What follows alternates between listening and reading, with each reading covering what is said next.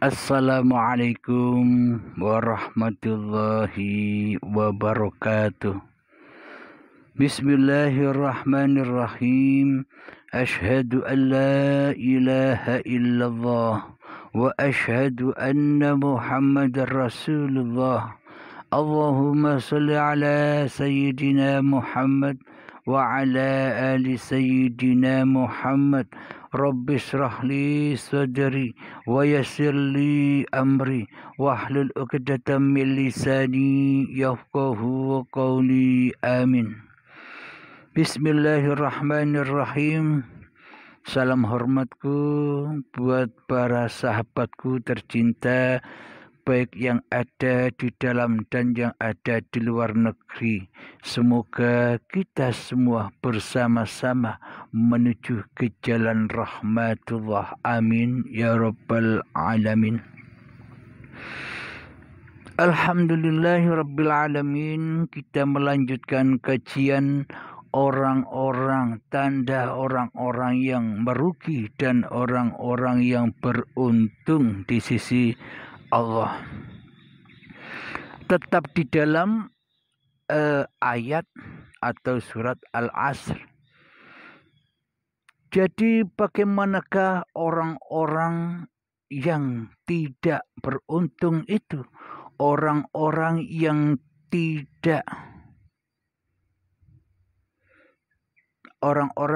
dalam kerugian itu. Jadi tanda-tanda orang-orang yang merugi, yang tidak beruntung di sisi Allah ini hanyalah babagan hatinya. Jadi babagan imannya. Bila tidak beriman di hatinya, apakah dikatakan sudah Islam? Bila tidak beriman kepada Allah di hatinya, apakah sudah dikatakan Islam di sisi Allah?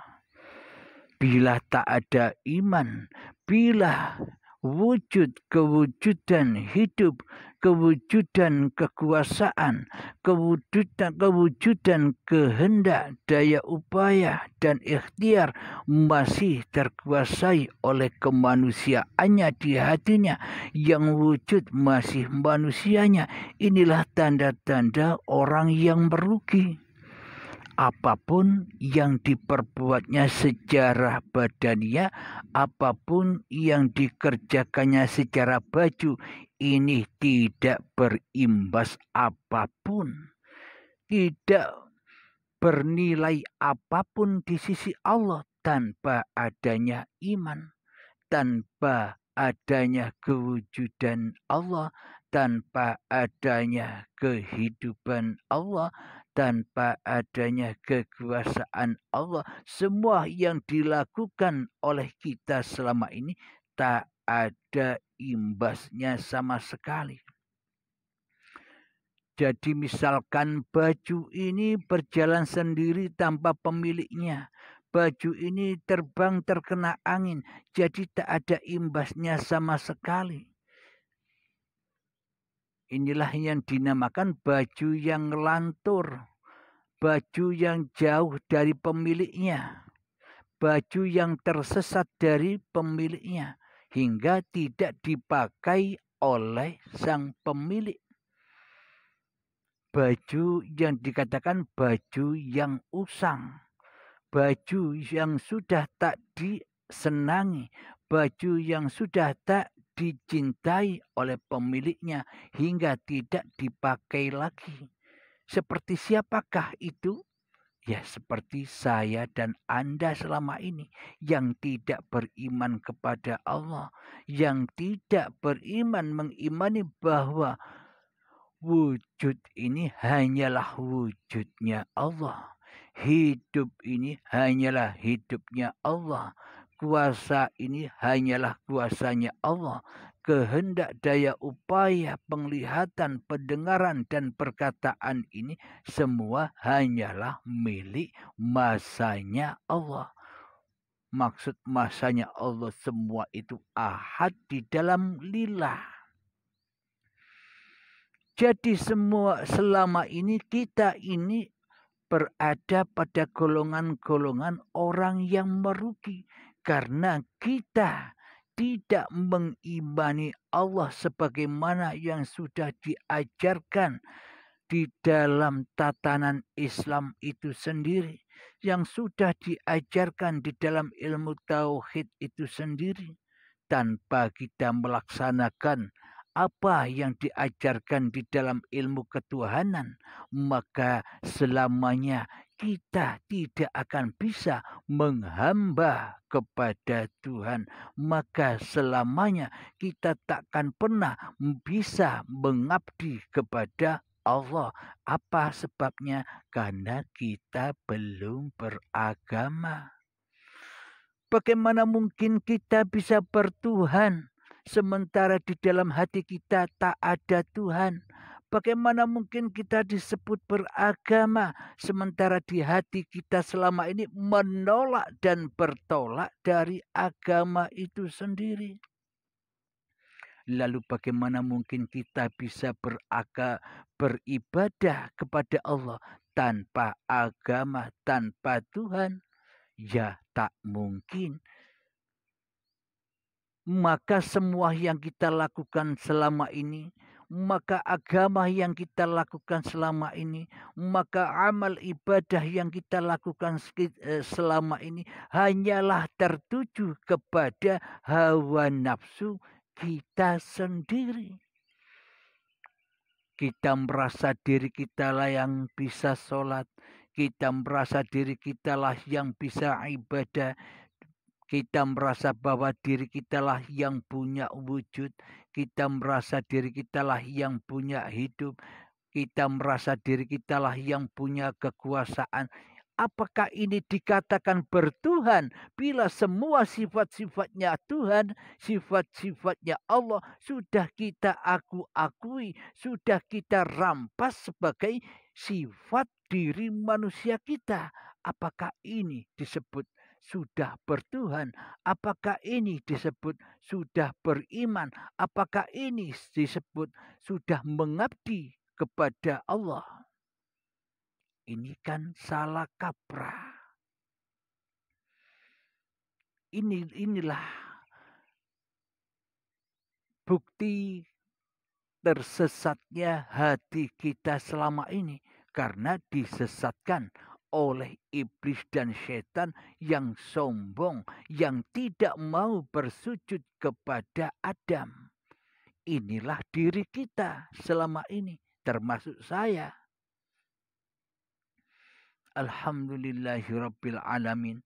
Bagaimana mungkin kita dikatakan sudah iman dan Islam di sisi Allah, sementara iman dan Islam di sisi kita selama ini hanyalah iman dan Islam di sisi bajunya saja, di sisi zahirnya saja, di sisi syariatnya saja. Kebalikannya posisi hati kita, kebalikannya di dalam hati kita, kita ingkar, kita kafir, kita ateis, kita mentiadakan Allah. Kita tak butuh Allah. Kita tak butuh kewujudan Allah. Kita tak butuh kehidupan Allah. Kita tak butuh kekuasaan Allah. Kita tak butuh kehendak Allah di dalam hati kita selama ini. Wujudullah, hidupnya Allah, kekuasaan Allah, kehendak Allah di dalam hati kita selama ini hancur lebur, fana. Allahnya fana, kekuasaannya fana, wujudnya fana, hidupnya fana, kekuasaannya fana bagi kita selama ini. Malah kita ambil alih sifat-sifat itu sebagai sifatnya diri manusia kita. Ini kan bertentangan dengan ilmu yang kita pelajari saat kita kecil di dalam madrasah-madrasah, di dalam ilmu-ilmu diniyah waktu kita masih kecil. Kita sering mengumandangkan sifat-sifatnya Allah. Wujud kidam maqam mukhalafatu lil hawadisi qiyamuhu binafsihi wahdaniyah qudrat irada ilmu hayat sama' basar kalam qadiran muridan aliman hayyan sami'an basiran mutakalliman. Mana semua sifat-sifat Allah itu? Mana buktinya bila kita iman kepada Allah? Buktikan sifat-sifat Allah itu. Akan tetapi di dalam hati kita semua sifat-sifatnya Allah sudah kita renggut, sudah kita kotori, sudah kita najisi dengan sifat-sifat diri manusia kita. Kita akui sifat-sifatnya Allah sebagai sifat diri manusia kita selama ini. Kita sebagai wayang inginnya di hati kita menjadi sang dalang. Kita ini sebagai baju, sebagai makhluk yang tak bisa apa-apa, inginnya di dalam hati kita sebagai sang kholik, sebagai sang pemakai baju. Akuilah baju ini baju manusianya, badan manusianya. Apakah ini yang dikatakan orang-orang yang beruntung di sisi Allah? Inilah bukti tanda orang-orang yang merugi di sisi Allah. Orang-orang yang menganiaya dirinya sendiri. Seperti aniayahnya Adam kepada Tuhannya ketika makan buah khuldi. Makan buah-buah pengakuan diri, makan buah pengakuan bahwa hidup ini hidup manusiaku, makan buah pengakuan bahwa badan ini badan manusiaku, makan buah pengakuan bahwa masa ini masa kehidupanku, masa diriku, makan buah pengakuan bahwa ini ibadahku, ini sholatku, ini lakuku, ini kehendakku. Inilah buah-buah khuldi itu. Ini dudukku, ini bicaraku, ini penglihatanku, ini pendengaranku. Inilah buah-buah khuldi itu yang akan selalu menghalang-halangi hamba kembali kepada Tuhannya. Karena apa?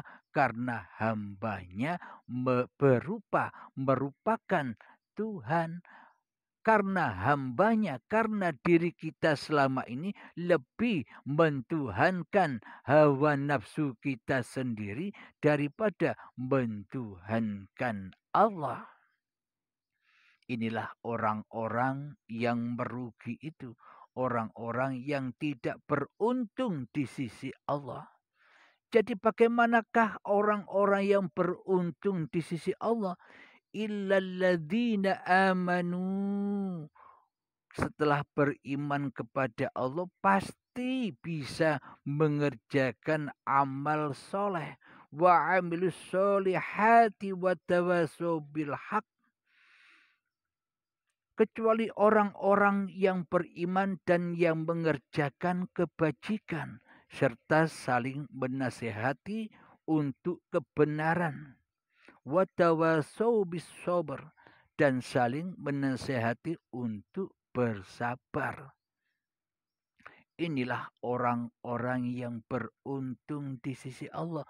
Saling nasihat menasehati. Jadi orang-orang yang beruntung di sisi Allah ini maknanya sudah kembali hatinya kepada kemakhlukannya.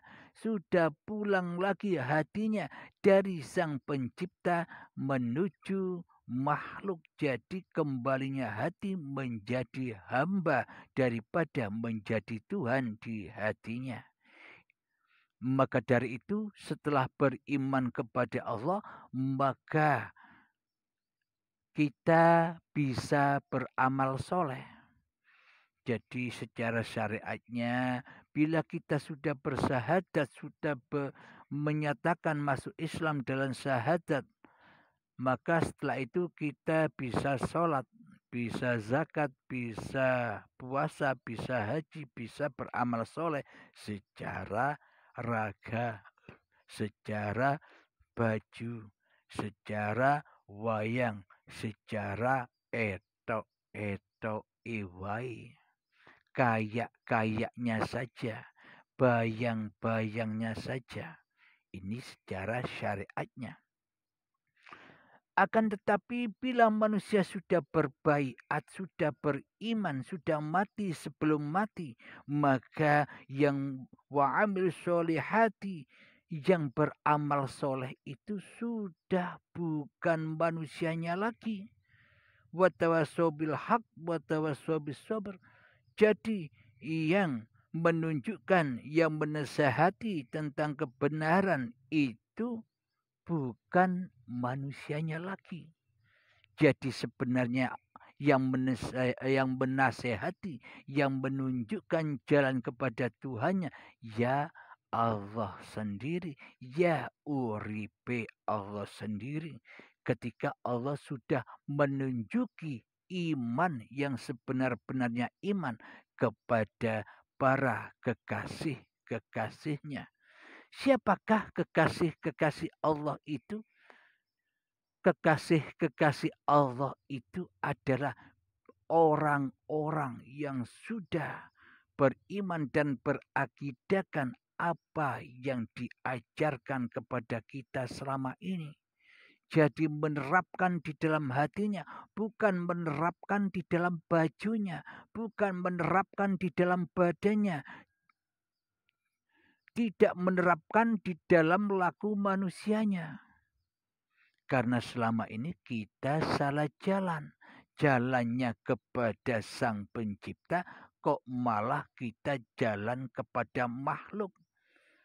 Mestinya jalannya kita kepada Allah, kok malah jalannya hati kita selama ini menuju hawa nafsu kita sendiri, menuju kesombongan iblis dan setan, yang mana Allah tidak diperdulikan lagi, Allah ditiadakan di hatinya, Allah digoibkan di hatinya. Inilah orang-orang yang merugi di sisi Allah. Masa-masa itulah masa kerugian diri manusia kita. Memang semua itu ada hitam putih, ada kiri kanan, ada atas bawah, ada syariat, ada hakikat, ada bayangan, ada yang sesungguhnya, ada bioskopnya, ada filmnya. Semuanya itu saling berpasangan. Akan tetapi saling berpasangan ini bukan milik manusianya. Maka dari itu Adam menyatakan kesalahannya selama ini, zalim kepada dirinya sendiri, zalim kepada imannya sendiri, yakni memakan buah-buah pengakuan-pengakuan yang selama ini diaku-akuinya. Sehingga Nabi Adam mengumandangkan doa atau taubat kepada Allah. Rabbana zalamna anfusana wa illam taghfir lana wa tarhamna lanakunanna minal khasirin. Inilah taubatnya Nabi Adam yang akan dibahas di dalam baiatan. Jadi intinya Adam, manusia, sudah tidak menyembah iblis dan setan lagi di hatinya. Jadi manusia sudah kembali kepada Tuhannya. Inilah yang disebut lillahi ta'ala, yang dikumandangkan oleh Kanjeng Nabi Muhammad selama ini, yakni apapun yang kita kerjakan, apalagi di dalam ibadah, wajiblah diawali dengan niat. Karena di dalam niat itu ada jalan menuju Allah, ada jalan pulang kepada Allah, yakni di alam lillahi ta'ala. Jangan kau tersesat di alam linafsimu. Maka dari itu inilah iman yang sebenarnya, iman yang diajarkan, yang dibawa oleh junjungan kita Nabi besar Muhammad sallallahu alaihi wasallam. Ternyata benarlah Allah dan ternyata benarlah Rasulullah. Alhamdulillahirabbil alamin. Semoga kita semua selalu di dalam petunjuk Allah Subhanahu wa taala. Semoga kita semua diberikan kesehatan jiwa maupun badan, diberi kesehatan rezekinya, diberikan kesehatan akal fikirnya, diberikan kesehatan apapun yang selama ini kita kerjakan. Apa sehat itu? Kembalinya semua kepada Allah. Bila kita masih merasa masa ini, masa diri manusia kita, waktu ini, waktu diri manusia kita, itulah kesakitan, itulah corona. Jadi sakit manusianya. Karena apa? Karena masih menyembah dirinya daripada menyembah Tuhannya. Alhamdulillah. Amin. Ya Rabbal Alamin. Rabbana atina fid dunya hasanah wa fil akhirati hasanah wa qina adzabannar. Wa sallallahu ala sayyidina Muhammad wa ala alihi wa sahbihi wa sallam. Walhamdulillahi rabbil alamin. Akhiru kalam. Assalamualaikum warahmatullahi wabarakatuh.